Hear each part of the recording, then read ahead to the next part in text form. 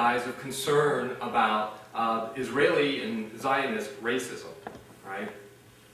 It's really, I think, and of course, it's a great, it was considered a great coup that he softened his stance on the Holocaust from saying it didn't happen to it's dubious and ambiguous. Thank you very much. All right. Well, I think that this really requires this alliance, right, of the left, of the political left, because of these are the people who are really going to support an anti-racism conference.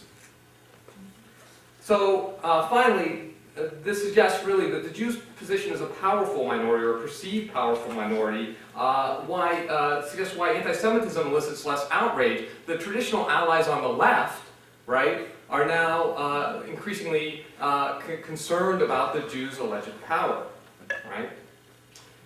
And hostile comments or jokes or whatever directed toward perceived dominant groups tend not to elicit the same kind of moral outrage as hostility toward the obviously oppressed, right? So when you joke about white men, only the likes of Rush Limbaugh get really, terribly upset about it.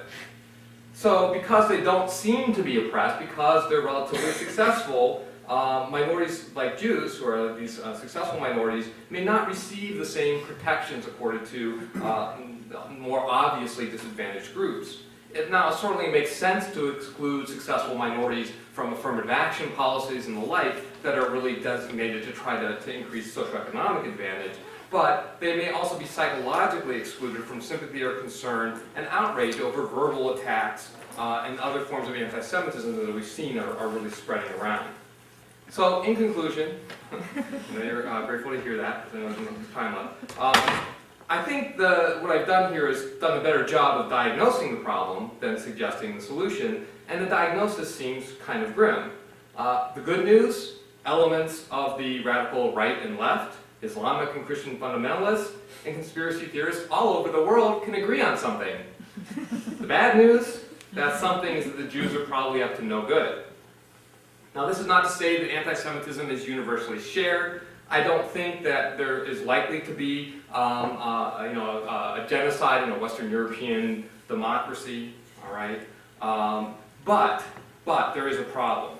Anti-Semitic conspiracy theories pose a clear and present threat, I would argue, not just to the Jews, but to the world as a whole, because they harden the Middle East conflict, with suspicion constantly undermining negotiated solutions.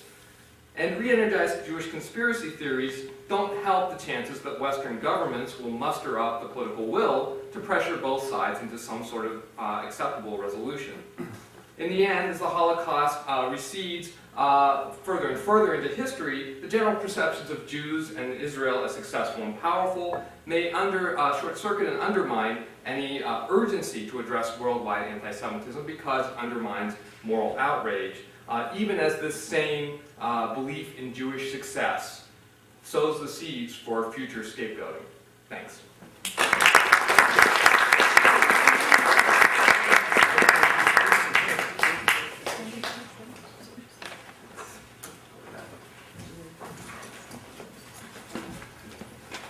Thank you very much, Peter. And the next speaker is Ron Aviram. His title is the act. Sorry, to act or not to act, that is the question. The psychological impact of hatred in the geopolitical context. Ron is currently an instructor in clinical psychology in psychiatry at Columbia University in the College of Physicians and Surgeons. He's a supervisor of psychotherapy at the New York Presbyterian Hospital, and he also has a private practice in New York City. He's a graduate of William Allison White Institute of Psychiatry and Psychoanalysis and Psychology, and he's widely published as well in this field. So it's really an honor that you're here. Thank you. Thank you. I want to thank Edith and Charles for inviting me, and it's a real pleasure to be at an interdisciplinary conference where generally we spend so much of our time speaking to our own kind. And in some ways maybe I am, but in other ways definitely not. And also different disciplines and different styles. So I'm going to read a paper. Could everyone hear me in the back? That's okay. Intergroup hatred is different from interpersonal hatred. This paper will discuss the psychological intention of hatred that manifests as threats at the geopolitical level. When prejudice in the form of hatred is enacted in society, individuals are perceived as large group members. This eliminates the autonomy of the individual. The vehemence of hatred indicates that something vital is at stake. As Erich Fromm said, we hate that which threatens life. Loss of identity is life-threatening, and this leads us in a direction that will clarify the ideology of prejudice. To understand this, I will elaborate a psychoanalytic relational model of prejudice. This model suggests that prejudice is less about problems between us and them, in-groups and out-groups. Rather, it orients us to the importance of the relationship between the individual and his or her in-group. This helps us understand that prejudice is as interrelated with large group identity, known as collective identity. Conscious and unconscious anxieties can lead to an over-identification between the individual and a large group, which is a precursor of prejudice. From this perspective, when a prejudice such as anti-Semitism is enacted, we're directed to the prejudiced person's over-identification with a different large group, using religion as a countervailing identity. We're asked to think about the dynamics that may be inhibiting nations from responding to the threat of genocide in Israel, posed by the possibility of nuclear weapons in Iran, and given the rhetoric of some of its leaders. Is it true that other nations are not doing enough to address this threat? We can see that some things are being done, but for those who are actually at risk, it may not be enough. Regardless of actions being utilized by governments, we can try to understand the psychological reactions associated with being in a position to act, but also not necessarily needing to act. For example, do people not care, or are people afraid? Or is there something more sinister at work, like prejudice? Clearly, it varies for different folks, and we could do our best to identify the underlying motivations. An historical parallel occurred in the decade before the Second World War. It seems clear that there were efforts to contain the threat of Nazi Germany was imposing on its neighbors, and especially the Jews of Europe. Today we recognize that the policies of appeasement were ineffective and were more wishful thinking than containment of a threat. It is quite possible that processes that were affecting people in the 1930s are relevant for our discussion today. Under these circumstances, there is a tension between inaction and overreaction. At both extremes, anxiety may play a significant role. One does not want to ignore actual conditions and end up colluding with an aggressor. And one does not want to start a war or leave one's home if it is unnecessary. Unfortunately, when it comes to taking action, you do not know it's too late until it's too late. From our vantage point today, we have the potential to learn from past mistakes and the possibility for foresight. In the Studies in Prejudice series published in 1950 by the American Jewish Committee, the editors commented that prejudice is a kind of problem for which it is easy to have a theory, but no one has an answer. It is similar with many political conditions that impact all of us. We probably all have opinions about this, and it occurs to me that because these problems are so vast and complicated, that each person may be attending to relevant and accurate aspects of the problem. Yet, like the metaphor of three blind men touching different parts of the elephant, we get different impressions about the problem. In 1950, following the most destructive period in human history, the Studies in Prejudice were initiated to try to move beyond, quote, common sense approaches to problems of intergroup conflict, unquote. I hope to advance our discussion by focusing attention on two aspects of the problem. First, I will discuss the psychological intention of the threats made by some of the leaders of Iran toward Israel. Prejudice has a kind of irrationality when it manifests, though it may seem perfectly rational to the person who hates. So we need to explain the underlying psychological mechanisms that are operating when hatred is broadcast for all to hear. It is reminiscent of Hitler saying that he's showing the world how to treat Jews, like when a stranger, or more insidiously, someone you know says to you, "Look at that Jew," or "black such and such," as if you would feel the same way. Why would this person think you will agree? It must be because he or she thinks you are one of us, an in-grouper. I will discuss the impact of this threat upon surrounding communities and attempt to understand how the dynamics that are playing out between Iran and Israel may be affecting other nations and the psychological impact upon individuals who are witnessing this hatred. We know that there are cultural and national self-interests that can lead to intergroup conflicts. It is clear that prejudice is one kind of intergroup conflict and is associated with large group identities of all kinds. For this reason, we need to understand the precursors of identity formation. The point at which prejudice manifests is the end of the chain. Unfortunately, often the end of one chain is the beginning of another, and too often, once prejudice is enacted, it becomes part of a vicious cycle that loses a beginning. To make progress in our effort to understand the problem, we need to accurately assess the etiology of prejudice. This directs us to account for our understanding of human nature.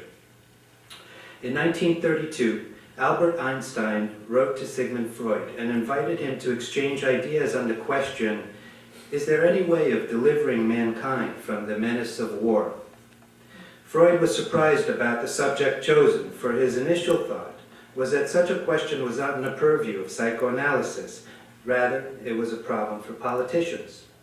His response, however, elaborated on his understanding of human nature, and although he claimed to be a pacifist, his prognosis for eliminating war was pessimistic. In keeping with his view of the role of aggression in human motivation, Freud writes, there is no likelihood of our being able to suppress humanity's aggressive tendencies. This was the best that could be conceived in that period. Freud's conclusion was a direct outcome of his belief that aggression is a basic drive in human nature that plays out in a variety of ways. In Civilization and Its Discontents, he writes, it's a quote, the element of truth behind all this, which people are so ready to disavow, is that men are not gentle creatures who want to be loved, and who at the most can defend themselves if they are attacked. They are, on the contrary, creatures among whose instinctual endowments is to be reckoned a powerful share of aggressiveness. As a result, their neighbor is for them not only a potential helper or sexual object, but also someone who tempts them to satisfy their aggressiveness on him, to exploit his capacity for work without compensation, to use him sexually without his consent, to seize his possessions, to humiliate him, to cause him pain, to torture, and to kill him. The existence of this inclination to aggression, which we can detect in ourselves and justly assume to be present in others, is the factor which disturbs our relations with our neighbor. Unquote. Freud's perceptions about human destructive relations, including at the intergroup level, met his expectations about human nature. Today we're able to incorporate another dimension into the discussion about human nature, a contemporary psychoanalytic perspective known as a relational psychoanalysis, suggests that we seek to establish satisfying and cooperative relationships with other individuals. In clinical psychoanalysis, the focus is usually upon dyadic relations that develop, but more recently, the relevance of the large group in personal well-being and interpersonal functioning is being recognized. For Fairburn, an early relational analyst, the family is the first social group, and our affiliations extend to more inclusive categories that he called the clan, tribe, and nation. These large group categories play an important role in our connections with other people. Importantly, these large group categories become part of our self-concept. We establish relationships with individuals who are more often than not affiliated with one or more of the large groups in which we are members. In other words, other in-group members. Brief comment on the developmental implications of the model that I want to describe. Fairburn understood that relationships are fundamentally interdependent. For Fairburn, the initial relationships begin with what he called an infantile dependence upon a caregiver. This is associated with primary identification, in which there's no psychological differentiation between a caregiver and infant. Healthy development proceeds as dependence becomes a mutual experience and some degree of separation and autonomy unfolds. Fairburn called this a mature dependence, where an optimal balance, and this is important, between separation and attachment needs develops. Psychopathology, in Fairburnian terms, is indicative of a persistence of infantile dependence into adulthood. This suggests that primary identification influences subsequent interpersonal relationships. These boundary problems are a major source of interpersonal and emotional difficulties. This leaves a person constantly vulnerable, with a persistent sense of threat in the world. Extending this theory of mind into adulthood suggests that in some cases, infantile dependence and primary identification may continue to influence relationships in early adulthood. This is the time frame when establishing identifications beyond the family with large groups and society and facilitating collective identity become the primary developmental tasks. If we accept that pathology is associated with primary identification, it is indicative of a problem in differentiation between the self and other. When we apply this model to describe the relationship between the individual and the large group, we emphasize the conditions that would promote or impede an optimal balance between autonomy as an individual and affiliation with identity groups. At the extremes, the individual struggles to maintain self-cohesion. When an over-identification occurs, there is no differentiation between the self and the in-group. We can suggest that prejudice is only possible when an over-identification eliminates the boundary between the individual and the large group. This can occur when there is a threat, either developmentally present or environmentally imposed, the conditions that we face in the context that we're in. Importantly, an over-identification with the in-group is an effort to support the self. We must keep in mind that when prejudice manifests, there is no differentiation between the large group and the individual, and therefore the security of both is evaluated simultaneously. This brings us to the first question I raised about the psychological intention of the threats made by some of the leaders of Iran toward Israel. The relational perspective described above presumes that hostility is an effort to protect the self from a threat, as opposed to a classical Freudian view that suggests that aggression is a basic motivator of behavior. This can be perceived as an environmental threat, but it may be present within the person due to developmental experiences. When we're speaking about countries, among other hypotheses, I would like to speculate that the leaders are either compensating for their own personal vulnerabilities, or they're expressing hostility for the in-group, which is undergoing some vulnerability and insecurity. Sumner in 1906 wrote that the cohesiveness of the in-group is proportional to rejection of the out-group. This is a result of the rhetoric regarding the destruction of Israel. A psychoanalytic parallel to this was offered also by Fairburn back in 1952 in his discussion of totalitarianism. Fairburn understood that these regimes promote dependence upon the state as a substitute for familial bonds and foster an infantile dependence at the macrosocial level.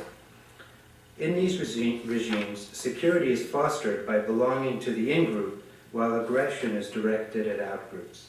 If we accept that when an over-identification occurs, there's no differentiation between the individual and the large group, we can surmise that the hostility and prejudice in the rhetoric of Iran is a compensation for an underlying vulnerability. In other words, the over-identification with the large group is an effort to restore and maintain self-cohesion. This leads to two possible considerations. One is to try to understand if and how Iran, as a large group structure, upon which many individuals rely for an important aspect of identity, is vulnerable and insecure.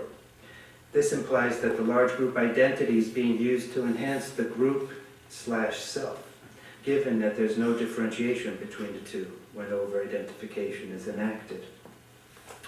At the macrosocial and political levels, leaders must determine if the leader of a threatening nation is directing hostility at outgroups for his own developmentally shaped insecurities, or whether environmental pressures demand that a leader express hostility for the nation. Both of these conditions can have both conscious and unconscious aspects. the developmental compensation is less susceptible to change with actual environmental shifts in the context perceived as threatening, because the threat is internally driven.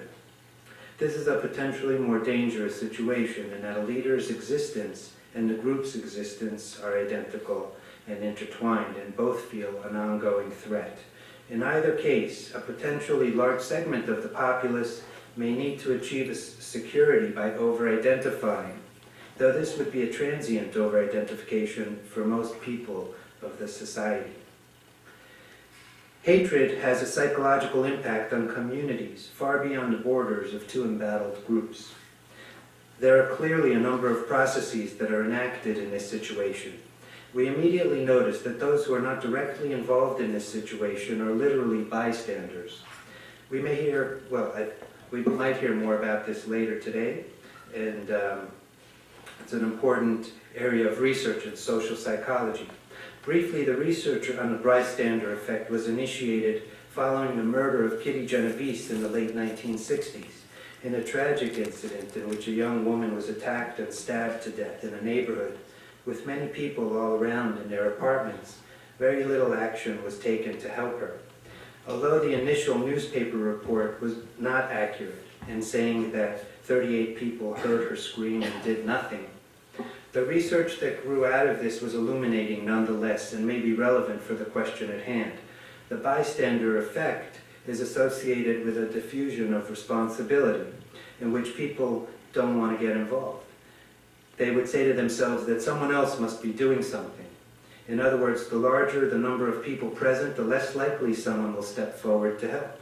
People take cues from others, and if no one else is doing anything, they do not help either. Or they believe others know better how to help, or they feel self-conscious helping while others watch. All of these are rationalizations that allow people to manage their anxiety and minimize feeling guilt. In addition to the diffusion of responsibility that the bystander effect induces, I want to discuss the burden of responsibility that people are constantly tempted to avoid. Erich Fromm wrote about this effect in his book Escape from Freedom in 1941. For Fromm, people find it hard to tolerate the responsibility that is required to be free. In other words, to achieve a true identity and autonomy as a person.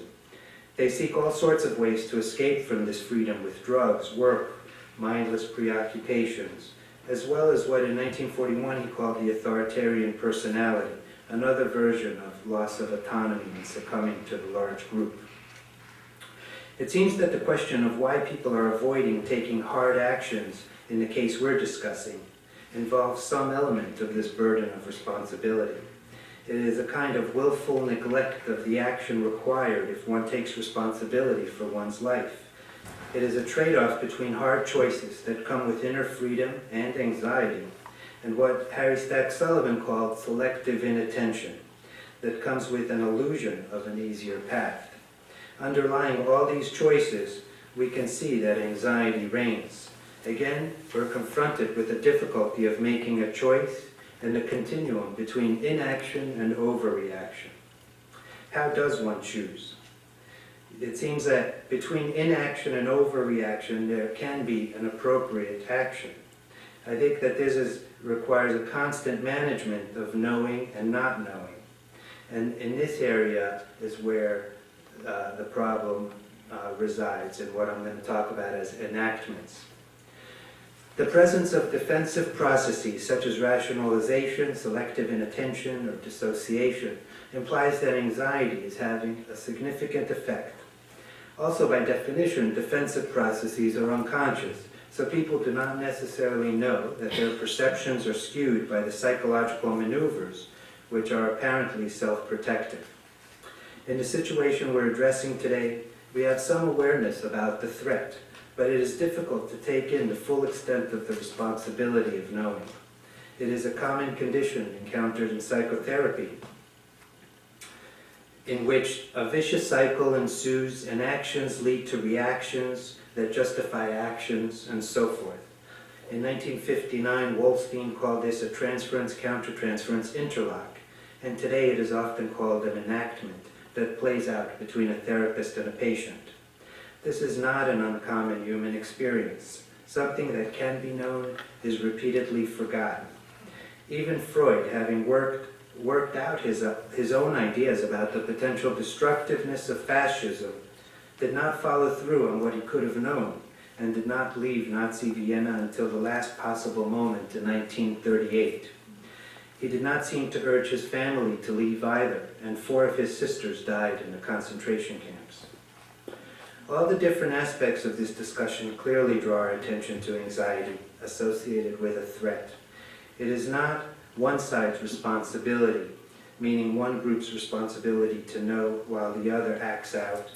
Often both sides participate in a cycle and simultaneously threaten while being threatened.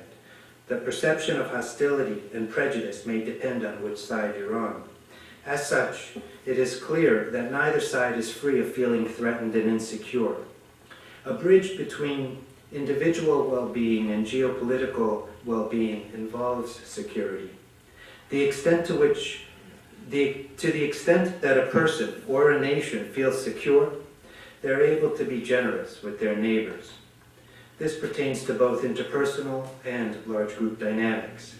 How we can facilitate secure experiences becomes a crucial question for developmental psychology in parents, psychoanalysis in patients, social psychology and the person in the group, and political powers and nations. Another important consideration that intertwines the experience of large groups and individuals, to the extent that each represents the other, is the human vulnerability to humiliation. As O'Leary and Watson discuss, humiliation is different from shame, in that humiliation is perceived as an attack, and it engenders fantasies of revenge as well as actual retaliation, whereas shame is associated with feeling exposed and a desire to withdraw. The problem of nations and in-groups feeling humiliated is that this perpetuates prejudice in the vicious circle, and humiliation is less accessible to being remedied. In conclusion, we must keep in mind that there's always a psychological distortion that we encounter when we apply individual and interpersonal dynamics to large groups. For our purposes, it is not necessarily a malevolent deception. Rather, it could help us make some sense of real dynamics that play out between 2 or more nations. The deception is that we slip into talking about nations as if they are people. Similarly, there's a risk that we will begin to discuss all the individuals within a large group as homogeneous. This happens with the intention that it will help us understand the inner life of nations, with an implication that we can predict their actions, protect ourselves if need be, and work toward change when tensions arise. For individuals, the possibility of change is always implied in both implicit and in explicit terms when engaging in a psychotherapeutic process. However, there's a prerequisite if change is to take place. Change is not produced by the psychotherapist. Rather, it is the responsibility of the patient to change. The therapist can be a catalyst, but not a surgeon who performs an operation to fix something. Therefore, when we speak of nations, just as we would of individuals, we can attend to the desire for change and try to understand the underlying conditions that may inhibit change. All this implies a bias that each nation has in favor of enhancing its own stature and security in order to maintain self-cohesion and continue to exist. This, of course, has parallels in the individual person's effort to enhance self-worth, self-esteem, and security. Importantly, just as it is very unlikely that people come to therapy and ask for help with their prejudices, no nation is likely to ask external entities for help in changing values and ideologies. In fact, just as with individuals, lasting change must manifest internally. Thank you.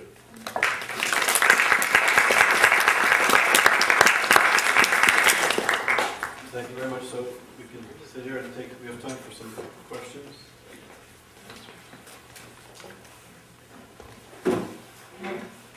Question?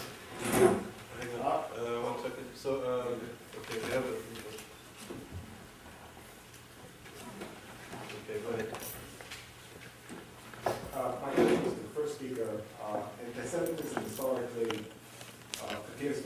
done in Greek Ptolemaic Alexandria, 300 BC.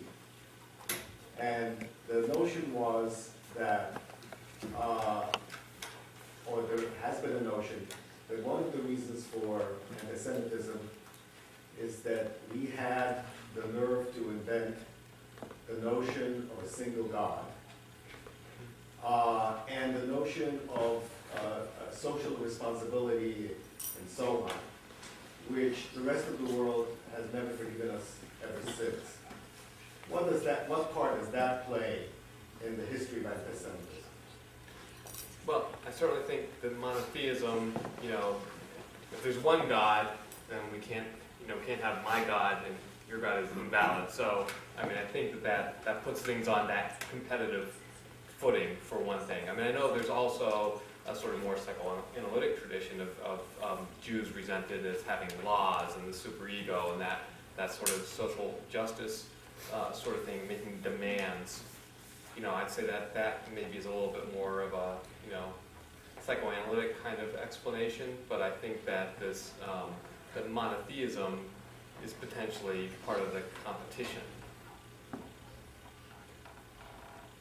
So, before Neil, I want to ask, you spoke about selective inattention. Yes. And I was wondering, when you were speaking, I was thinking about the fact that I lived in Israel during the Intifada. I remember I lived in Jerusalem, and people in Tel Aviv and outside of Jerusalem thought I was crazy to live in Jerusalem because it was such a dangerous place. And people outside of Israel thought that Israelis were crazy to live in Israel because it was so dangerous. And I remember living in Jerusalem, there was a bomb that went off in a neighborhood that was not in my neighborhood. It was 10 minutes away by foot. And I went to a bookstore, and I went to the owner of the bookstore who I knew very well, and I said, the bomb went off and many people died, and I said, were you okay? And he said, yeah, it was 3 streets away. So our notion of our space and our notions of security are very interesting to me, and from a psychological perspective, it must be fascinating. What is the relationship then between maybe the gaze or the perspective of, let's say, Americans looking at Iran and Israelis looking at Iran?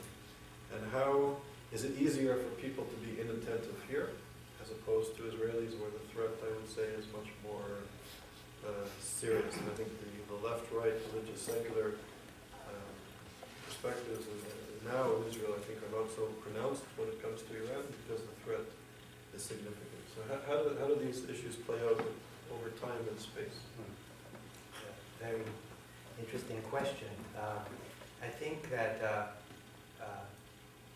the question about one's response to a threat and how near it is may make a difference in terms of a capacity to feel dissociated or to feel removed from an immediate attack. I think that it's interesting because I guess the Israelis would be much more closer to the threat, and you would think their anxiety level would rise much more.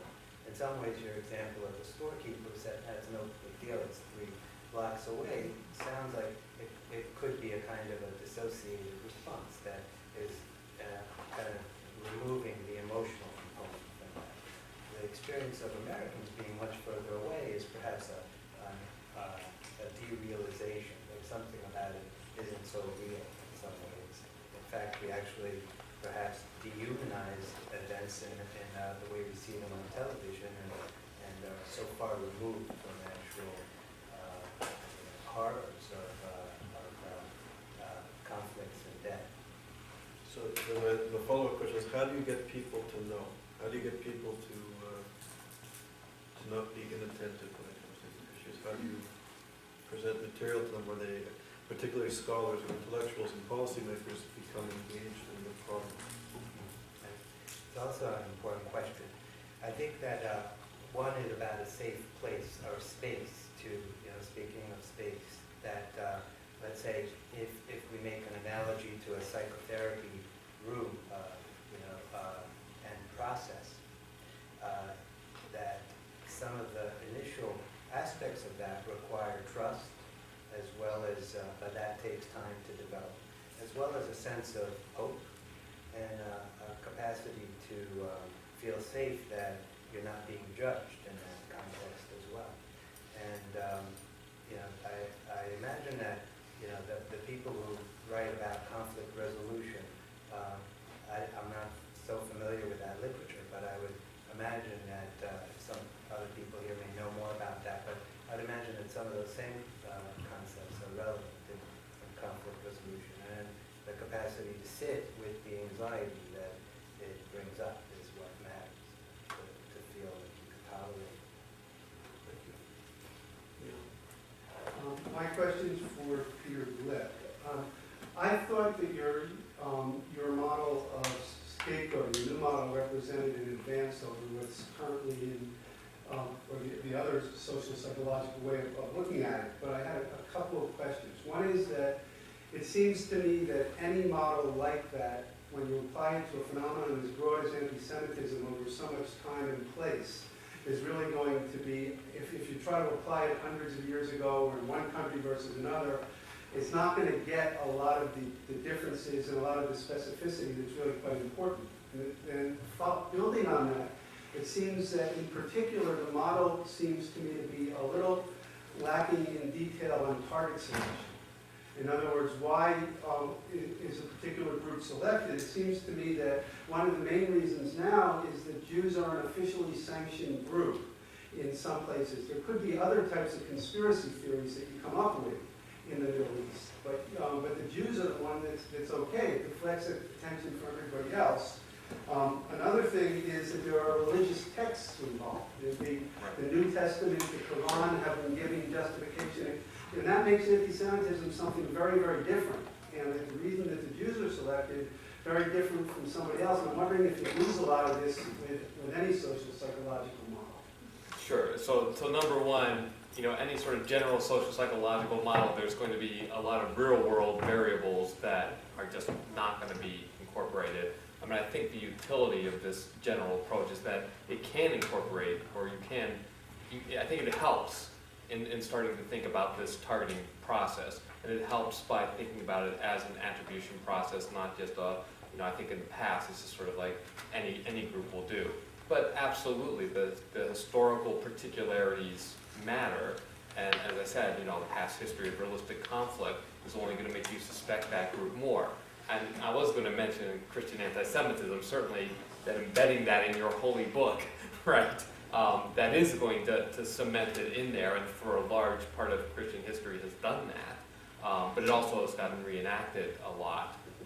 So, yeah, I mean, absolutely, I think, you can't have a general social psychological model that, that's going to explain everything, but I think it's I see it's a very useful framework, and in thinking about different kinds of genocides and mass killings, I think the groups that have been chosen typically have been these groups that are salient, minorities that are seen as powerful and that have had these prior stereotypes as this confident, cold manipulators, right? So I think that is something you can look around, and I would recommend Amy Chua's book, World on Fire, where she talks about these market-dominant minorities, like the Chinese minority in the Philippines and Indonesia, as fueling, resentments. And again, it's kind of a mix of both, stereotyping, but also, there's some basis in reality and some realistic conflict and exploitation that's being resented. But then, of course, it can explode into much more. And I think that's where some of these psychoanalytic motives do come in, right? And where the historical particularities are very important, sure. During this period, I occupied my time watching old movies, and one of them, a lot of film noirs and things, which was also a period of the after World War II, and where there's a lot of anti-Semitism. And one of the movies that I came up with on my search was The House of Rothschild, that came up in the 1930s. And I said, well, why did they do that? I mean, there was all this anti-Semitism, and I believe that Hollywood, the Jews, put out the movie, and does that kind of thing, should Hollywood and our entertainers be aware of this and work towards, not, like Billy Crystal, when he won an award, he was making fun of circumcision, some of us turned off the television. should we all get together and say, let's not, you know where I'm going with this, you know? Right, yeah. I mean, I think that's kind of a policy question, and it's a, you know, I mean, to what extent is the media reflecting the stuff that's out there, and to what extent is it reinforcing it? Certainly, you know, certainly mass media can reinforce these kinds of images, but, you know, I think that in a lot of the media today, it's not Jews that are the predominant groups that are being, you know, that are being portrayed, right? But yeah, certainly, I think it can contribute to the problem, but there is a deeper problem here that I think it's more of a symptom of, but then also kind of a reinforcer. I'm not the limit. So actually, I wanted to ask what Nia asked, sort of, about religion and persistence of certain modes of thinking or language, certain metaphors. But so it's more of a comment coming, I guess, from the interdisciplinarity of our center. That your models seem to really remind me of the work of YIISA in his book, The Jewish Century, right, who writes about the Mercurian and Apollonian nations. And so the Mercurian nations, which are the traders, and these tribes of traders and later bankers and traders, and he does compare sort of different parts of the world, how that, and how it changed in the modern era, where everyone became, in his view, Mercurian rather than Apollonian. Everyone became Mercurian. And so there's no need anymore for this group. And then all the hatred turns toward it. So I'm very simplifying it. But it reminded me of this model, that there are certain groups that elicit envy and that play a certain role in society, and then when society changes, they're targeted. So my question is, how do you see that moment? Is there a moment of change, sort of?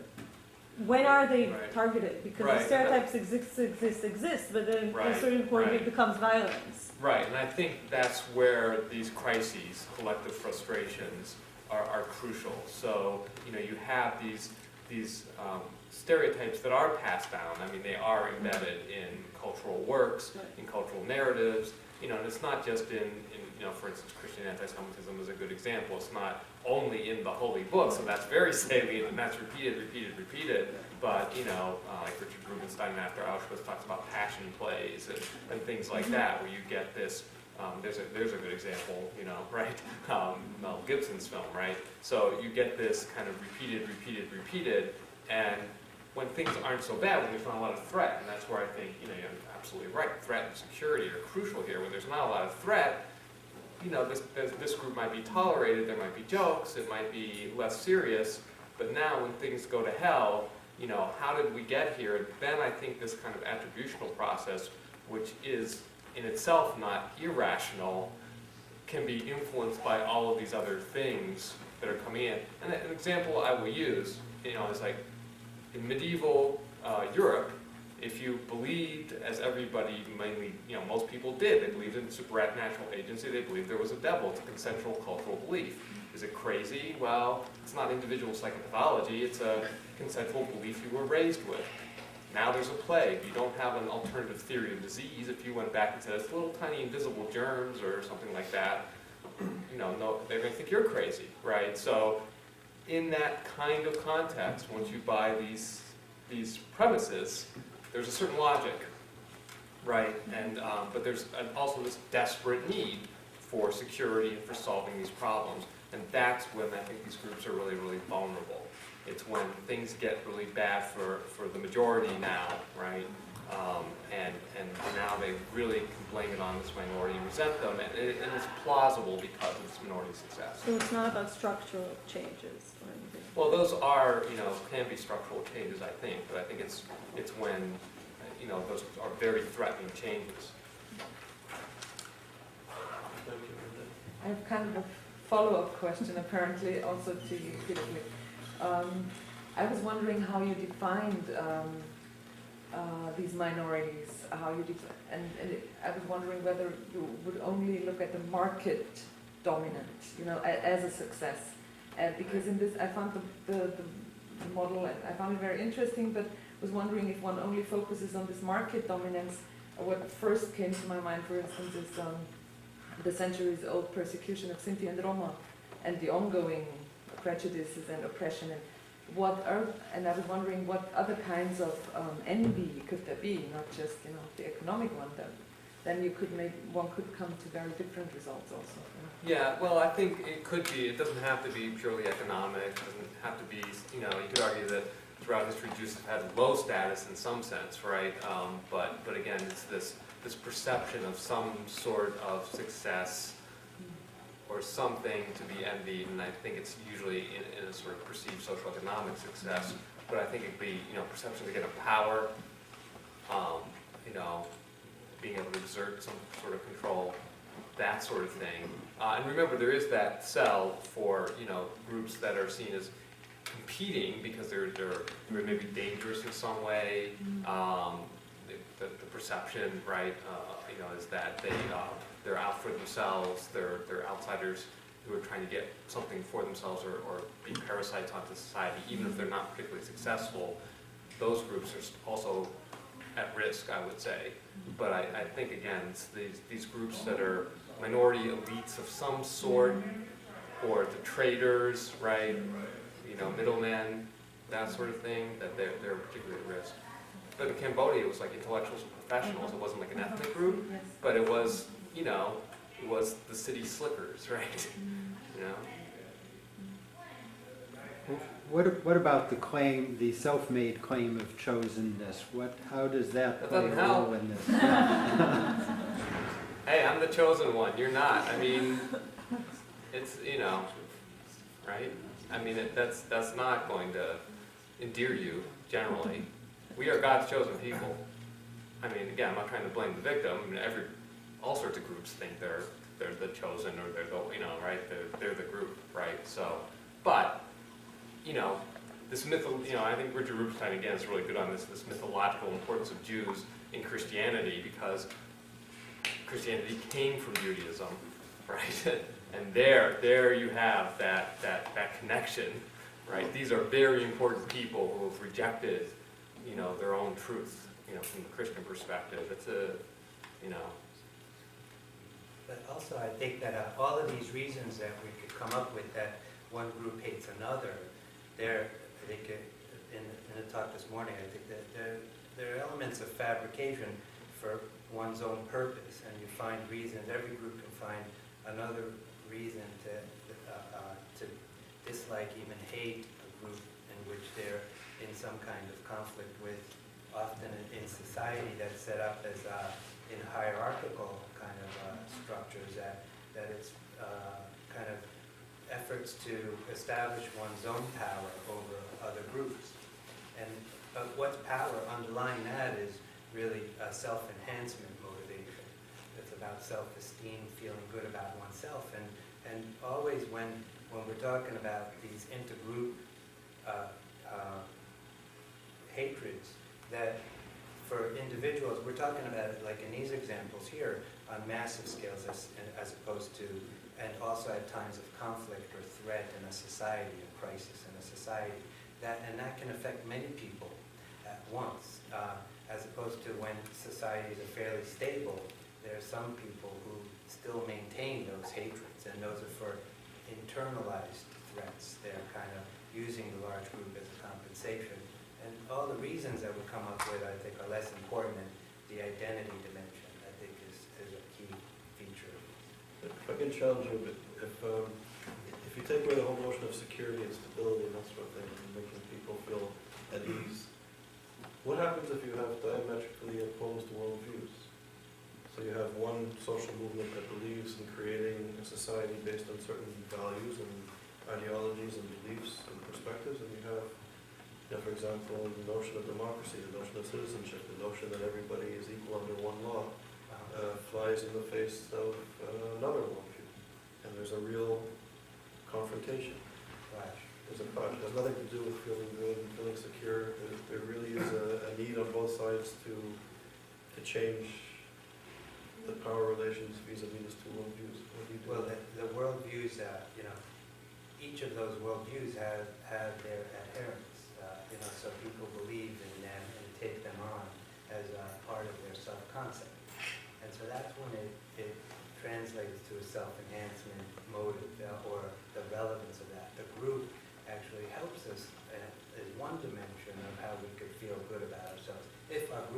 stigmatized group, developmentally disabled individuals, really the world over.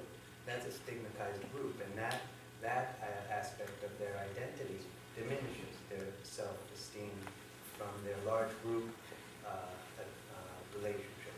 So they find other ways to try to enhance their self-esteem. And so these two opposing worldviews I still think are identity groups, and this one believes in this worldview and this one believes in that one. The question I think you ask is, can they coexist?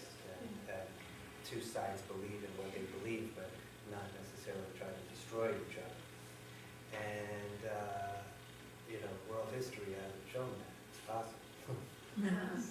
But I do think, just as there's been an evolution in individual development over history, I think that there's also a positive evolution of societies and how we get along, and then the notion of kind of the interrelationship, our interdependence, what I was talking about at an individual level, we're all interdependent, and maybe there's some elements of that between large groups, an interdependence, and certainly in some ways, I was thinking about this to ask you actually, and if politicians are talking about this, that the question we're talking about, Iran threatening Israel with genocide, is a kind of a false argument, because if they drop a bomb on Israel, they're not killing Jews only, Israelis only. And for some reason we ignore the fact that they're going to kill a lot of Muslims, a lot of Arabs, Christians as well, many people who happen to be, and then the after effect to surrounding countries as well. And it seems like an opportunity for Arabs and Jews. I mean, this could be a Shiite-Sunni issue too, but it could, which is another level of identity struggles. But it's an opportunity for Israelis and Arabs to say, wait a minute, this rhetoric isn't just threatening Jews and Israelis, you're threatening us too as Arabs. And is it an opportunity for a collective response that actually involves two sides that don't generally work together? So I'll answer you very briefly with two positive stories. When I was in Geneva recently at the Durban Conference on Racism, there was a tremendous coming together, I'd say, of young Israelis and European Jews, Darfurians, Rwandans, gay people, women's groups, and there was some pro-Israeli, pro-Zionist rallies that took place in Nation, and there were, all these people were present, and they were working together to confront the radical Iranian regime. So there was some positive stuff happening, and I hope, and I think it's really maybe the spark of something new that will show up on the scene in the next few months. I'm optimistic. So that was positive. Also, I participated in a panel discussion at the UN where, I'm more on the negative side for now, but there was a discussion on dehumanization which leads to genocide. So there was a Tutsi representative from Rwanda who spoke about the Rwandan genocide. There were people from Darfur who were speaking about Darfur, which is now 6 years into the genocide. So we learn about the Tutsis. It happened 15 years ago, and it was broadcast. Dehumanization was broadcast mainly on the radio, although weapons and things were imported from France largely. But the radio played a key role in dehumanizing the Tutsis. Then you have Darfurians in the age of the internet. We're entering into a genocide of 6 years. And then I spoke about radical Islam and Iran's incitement to genocide. So it was a very kind of difficult session. So forget, if you set aside the threat that Iran is posing to Israel, the fact that Darfur is going on now for 6 years and we know about it it's staggering morally and ethically and politically. I don't know how to... There's no set answers, So the challenge is good. I was going to say something else, but it slipped my mind. Yeah, there's also another twist to this that your theories don't necessarily lend to, but maybe you can figure out a way that if Iran attacks Israel, Iran will be annihilated. It's 25 years before Iran has the capacity to match Israel's nuclear capacity. and capacity to deliver. And so what we have to think about, which is not about prejudice, is there Shiitism, is there martyrdom on the level of nation? Because that's what they'd have to do. Because Israel would, in response, annihilate Iran. And therefore, by the way, nuclear fallout to all the countries around it, which is a rather populist area. So the question has to be, are they crazed enough to sacrifice themselves in Shiitism? Is that a word? Can you Shiitism? I don't know. In martyrdom. Yeah, and I think that's really a crucial question. And I think one thing I didn't talk about is all these scapegoat ideologies. Another part of them is that they always have this utopian vision as well. And so it's this group is the source of all the problems, and that's why eliminating this group becomes the solution. Now, when you add that some sort of religious vision potentially, where the solution is in the afterlife, then I think you potentially could have, you do have martyrdom, right? I mean, you do have that idea on the part of individuals. But, hopefully, I don't know how much you see that on the part of groups, but maybe that can also occur on the part of groups. But yeah, I think that's a really crucial question. And that's the thing about anti-Semitism. It's always anti-Semites are saying only if the Jews become Christians, or the Jewish race disappears, or the Israeli state disappears, that the world will be saved and it will be a better place. The one thing I want to say is I spoke, there was a session honoring Bernard Lewis, and it was in Israel, and there were key Israeli scholars and intellectuals there, and the general consensus in the meeting was that there is sort of unity developing between Saudi Arabia, Egypt, Israel, Jordan. There is a worry in the Middle East about the destabilizing effect of Iran. So there is a coming together at some level. And also, but at this conference that I attended, the Iranians apparently are not 25 years away from developing the capacity to have a bomb. I was at a conference where Chinese, Russian, European Union, North American and Israeli physicists, scholars, and security people were. Everybody agrees that Iran is trying to build a bomb. Everybody at the table agreed that. The Israelis are saying that Iran will have it within the year, and the other extreme, China, is saying that they'll have it within 8 years. Right. No, that's not what I said, though. I said having the matching the deliverable capacity of Israel. But as the leader of Iran said, they just need one to drop on Tel Aviv. Right. But again, dropping on Tel Aviv, that's not where, I'm not letting out state secrets, that's not where Israel's nuclear capacity is. Israel's nuclear capacity is disseminated and deliverable and in the air and at the moment and in submarines, etc., so that they would still be destroyed. And perhaps at what point? But then well, the Mahdi will not come. What? For the Mahdi to come, you have to destroy the world. Well, And if you believe that you want the Mahdi to come, Right, that's then you don't where, care about that. if you really believe in an apocalyptic religious vision, then I think it's possible. So again, I would go to really examining the content of the ideology and say you have to take those ideologies seriously because wherever they come from, people believe in them. It's the ideology, I guess, is going to get a fanatic segment of the society. The question was is the nation willing to adapt the nation? But this is where leadership is so crucial, and if it's a fanatic leader, that he could take the nation with him with a band of followers that are as extreme. And then most people are like the bystanders. Right. They kind of become passive victims. And that's where the danger is, and that's where other leaders have to assess leaders of, I think, these kinds of countries. It's difficult. So here, we have one question here, and then there, and then we have to take a break.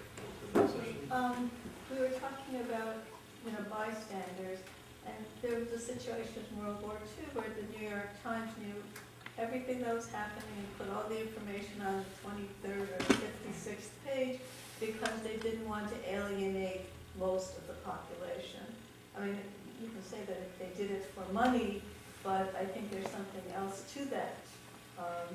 And maybe part of it is, the issue of self-hatred, which has come up a lot, that, a lot of Jews want to not be recognized.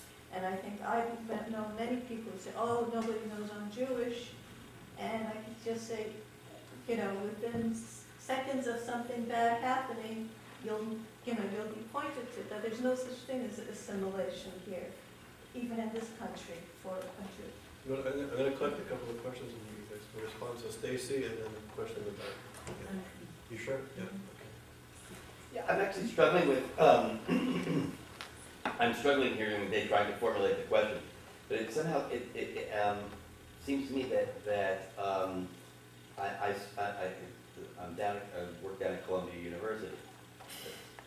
So I sort of live with this cognitive dissonance down there, which is, it seems to me, that the dominant discourse since World War II of, progressive liberal thought has been about tolerance. And certainly, the 60s movements, which I was sort of peripherally part of and things like that, and it's all been about this notion of tolerance. And it seems to me that this is broken down in some fundamental way that requires a rejection of something. I'm not quite sure. I mean, it sort of reminds me of some of the massive changes in my own religious orientations over my life, just sort of massive changes. And I don't quite know how to answer the question, but it seems to me that there's something massively wrong. It's not just, It's not just something around the edges, but something sort of core wrong with the fact that for example, the modal academic opinion at Columbia has absolutely no outrage about anything going on in Saudi Arabia or Iraq or Darfur, but he's outraged about what happened in Gaza. It's utterly outraged about that, and is furious, for example, with the president for having insulted Ahmadinejad. There's new letters every week. So am I alone in this thought? I mean, it's somehow this massive cognitive dissonance that I'm trying to make some sense of. Well, I mean, again, I think that the anti-Semitism of the left, if the Jews are powerful and Israel's the military might, then there's no sympathy. They're part of the power structure, and this whole, neocons who are Jewish, this kind of conservative Jewish wing, with powerful neocons is, I just think is really infected thinking on the left. And, how you can't see that, okay, if you were in Saudi Arabia, you're not going to be able to hold your views, right? I mean, about tolerance and freedom and, whatever. Women in Saudi, just the facts about women in Saudi. I know. As primarily a sexism researcher, I mean, it's crazy. Yeah, I agree with you, but I think then it gets to, maybe you can answer this question too, why such a singular focus on this as opposed to all these other things? Yeah, brief question. Can I suggest an answer as a social psychologist? I think it has to do with the kind of comparisons that we used to do in general, that people do. One has to do with collective guilt. Maybe Europeans or people that are of European descent, they prefer to do the comparison to because in order to avoid the collective guilt, they would do the comparison that is convenient for them, and by showing that Jews are not better than what they used to be, then it's does Mandela call it? Moral equalization, yeah. I can't pronounce the word. It's a type of comparison that is convenient. Moral equivalent. Palliative. Palliative comparison. That's one mechanism.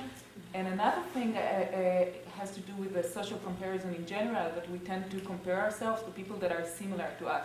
So, for example, usually people compare themselves, if they want to see if they're successful in their profession, to people that are either a little higher than them or lower than them, but not to people that are completely different than them.